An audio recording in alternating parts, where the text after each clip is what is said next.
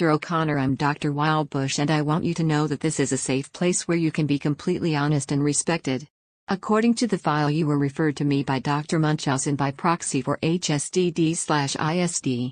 Is that correct? Yes, and thank you.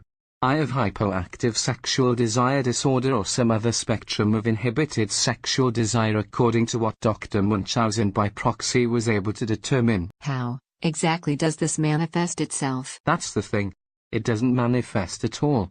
I have no sexual desire, attraction, or interest in any being, entity, or object, animate or inanimate. And, according to your records, you had no exposure to porn, late-night cable, or edgy broadcast adult dramas with some nudity in sexual situations to desensitize you to sexual situations and alienate you through unreasonable expectations and performance anxiety. Exactly, and my parents had a normal, healthy relationship and did not overshare or place those images in the back of my skull to haunt me into the afterlife. So this is why you are here with me, Dr. Wildbush, the foremost expert in your condition. Tell me about the only memory you have of ever feeling attracted to anyone other than immediate family. It's like I told Dr. Munchausen by proxy. I was in 2nd grade and I had a friend. She was a girl, I think.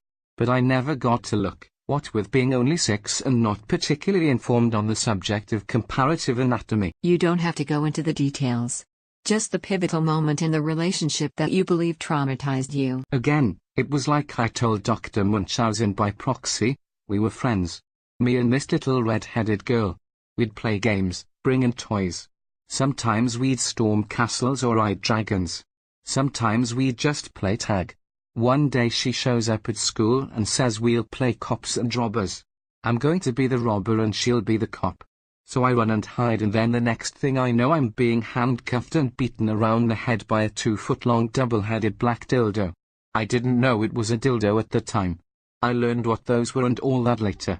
They were the little red-headed girl's mothers that she was told were her mommy and daddy's cops and robbers toys. Yes, the condition that you have involves one particularly morbid obsession. The horrified look on the little red-headed girl's face when she realized what all of that was and how it put images of her, me, her parents, all stuck in her head, pornographically enhanced by each year of revelation, chasing her through the rest of her days. According to the notes, you couldn't even get a partial erection thinking about the mother. As I told Dr. Munchausen by proxy when she took me through guided fantasy inducement sessions, the little red-headed girl's dad was the deal breaker. Yes, you have the most textbook case of Charlie Brown syndrome that I've ever encountered.